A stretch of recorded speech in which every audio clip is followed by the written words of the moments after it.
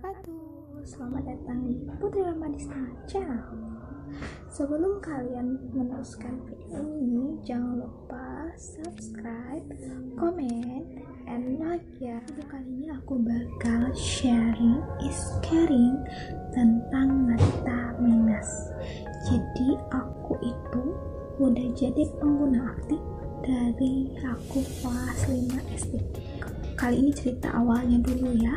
Awal pertama kali aku pakai kacamata. Jadi waktu aku pakai kacamata, aku tuh udah ketahuan saat minus aku udah 1. Dan emang udah banyak keluhan sebelumnya, cuman aku pikir itu biasa. Dan waktu itu nilai aku makin turun dan ranking aku juga turun. Dan itu sebabnya aku memilih untuk mengecek mata aku. Dulu ke sekolah itu ada namanya pergantian bangku gitu loh. Waktu itu aku kebetulan dapet di bangku belakang nomor 3 kalau nggak salah. Dan pas aku lihat papan tulis itu rampung banget, dan disitu aku berusaha untuk nahan aja karena aku pikir mungkin kenapa gitu kan, jadi aku tahan sendiri.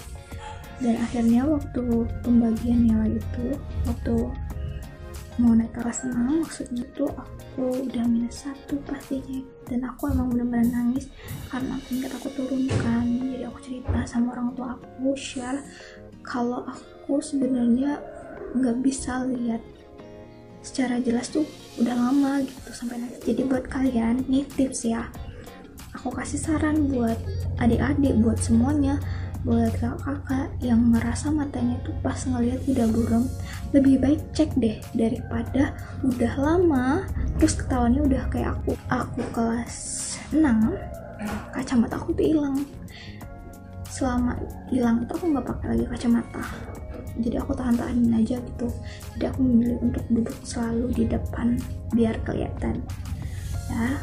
Kelas 1 SMP aku udah pakai kacamata lagi.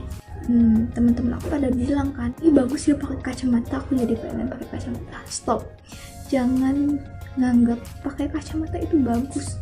Saya itu kacamata sakit, bukan kacamata karena fashion. Jadi aku tuh pakai kacamata karena benar-benar nggak bisa lihat, dan kalau nggak pakai kacamata aku nggak bisa lihat gitu. Dan menurut aku sesuatu yang indah tuh yang nggak pakai kacamata karena matanya sehat ya kan.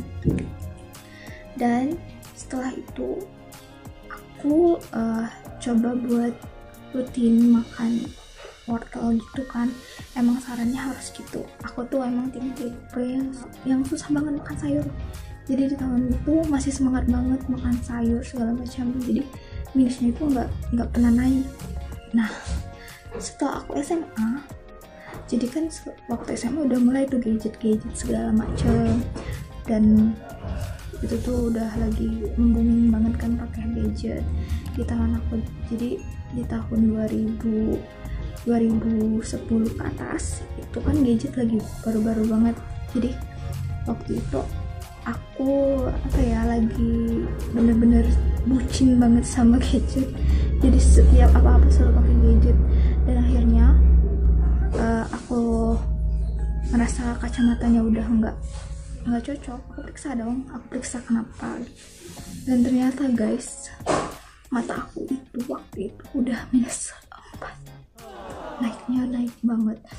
Nah ya kan, jadi setelah itu aku jadi emang dikasih saran sama optiknya. Jadi orang yang meriksa mata aku, kalau meriksa kacamata itu harus rutin, jangan istilahnya kalau udah nggak enak baru cek. Jadi kalau bisa itu 3 bulan sekali cek gitu, biar melihat kestabilan dari mata kita gitu. Jadi sebelum minusnya nambah, kita bisa perkirakan gitu kan. Jadi kita harus apa. Dari situ waktu aku udah minus 4 kan udah tinggi banget menurut aku kan, udah minus banget, tinggi banget, nggak bisa namanya lepas dari kacamata. Nah makin kesini, aku sekarang itu udah tamat kuliah ya guys. Udah 2 tahun yang lalu aku tamat kuliah, dan sekarang itu minus aku udah 6. Bayangin, udah 6. Aku udah ya maksudnya kalau makan sayur mah aku udah ya, cuman kebetulan memang dari keturunan orang tua, terutama ibu aku tuh emang pakai kacamata, jadi bisa jadi karena faktor keturunan. Dan anyway, buat informasi buat kalian bahwa ada artikel yang aku taruh di sini bahwa pengguna kacamata kemungkinan di tahun 2025 bakal meningkat pesat. Alasannya kenapa? Karena memang penggunaan gadget di zaman era nggak kontrol ya, karena memang gadget itu udah bagus banget kan, pada smartphone tuh pada bagus-bagus banget. Untuk menghindari penambahan jumlah orang yang mata, aku saranin buat kalian untuk menggunakan gadget dengan cerdas ya. Jadi kalian harus tahu timingnya kapan kalian menggunakan gadget dan tidak.